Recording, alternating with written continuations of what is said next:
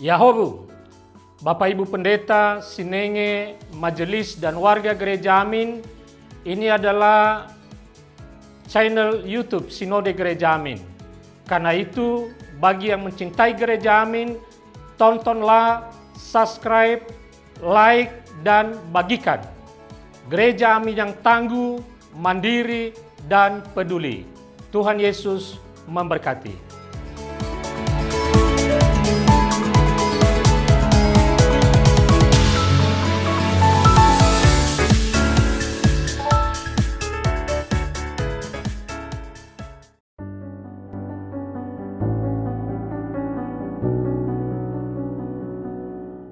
Shalom, selamat siang teman-teman. Hari ini kita kembali lagi dalam perenungan Youth for Christ. Saya Fernando Asilan Sijabat, calon pendeta dari GKI Malaya Raya, akan menuntun kita dalam perenungan kita pada hari ini. Hari ini kita akan bersama-sama merenungkan firman Tuhan yang ditulis oleh Ibu Elidiah Pratanti dengan tema Percaya Membawa Kehidupan.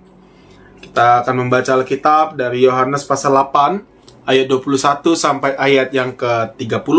Namun sebelum kita merenungkan firman Tuhan, mari kita satu dalam doa. Mari kita berdoa.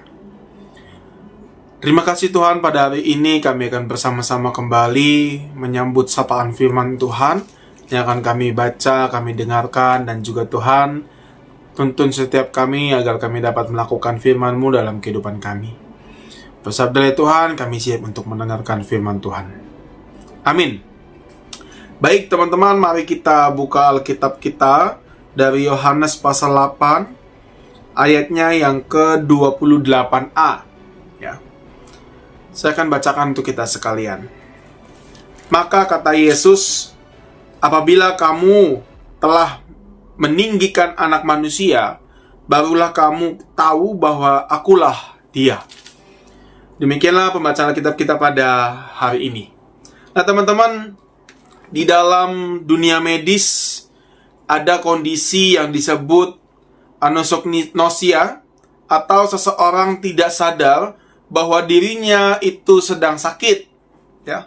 Bahkan ketika gejalanya jelas terlihat, ia merasa baik-baik saja. Padahal penyakitnya begitu serius. Ya. Orang dengan anosognosia ini bisa tidak menyadari kelumpuhan di dalam tubuhnya karena otaknya memblokir realitas tersebut. Dan ironisnya teman-teman, ketidaksadaran dan penyangkalan itulah yang paling berbahaya, bahkan menyebabkan kematian. Nah, dalam Injil Yohanes pasal 8 ayat 21-30, Yesus menegaskan asal ilahinya dan memperingatkan bahaya mati dalam dosa karena ketidakpercayaan. Ya. Dan hal ini teman-teman dikatakannya untuk merespon orang-orang yang tidak mengenal siapa Dia dan tidak percaya kepadanya. Kalimatnya sedemikian teman-teman. Meninggikan anak manusia. Artinya sebagai salib yang menjadi penyingkapan identitasnya sebagai anak, sebagai anak yang taat kepada bapaknya. Pernyataan aku adalah Dia menegaskan dirinya sebagai pribadi yang datang dari atas, yang satu dengan Bapa, yang memegang otoritas atas hidup dan keselamatan. Respon manusia menentukan. Menolak Yesus berujung kebinasaan, percaya membawa kehidupan. Oleh karena itu, secara rohani, kita juga bisa mengalami anosognosia, yaitu adalah hidup dalam penyangkalan akan Yesus. Dalam berbagai situasi kadang, kita masih tidak sepenuhnya percaya kepada Yesus sebagai anak Allah itu. Kita merasa aman dan benar. Kita merasa bahwa tetapi sebenarnya sedang menuju kehancuran. Oleh karenanya teman-teman, kita diajak untuk waspadalah.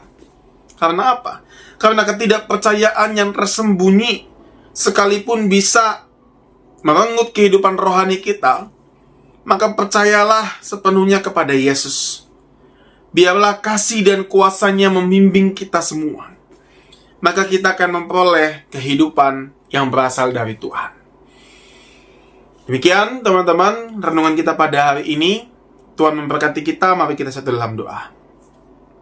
Terima kasih ya Tuhan atas penyertaan-Mu dalam kami merenungkan firman Tuhan.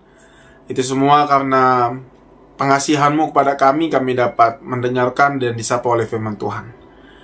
Biarlah Tuhan kami melanjutkan aktivitas kami.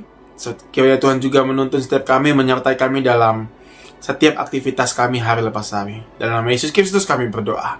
Amin.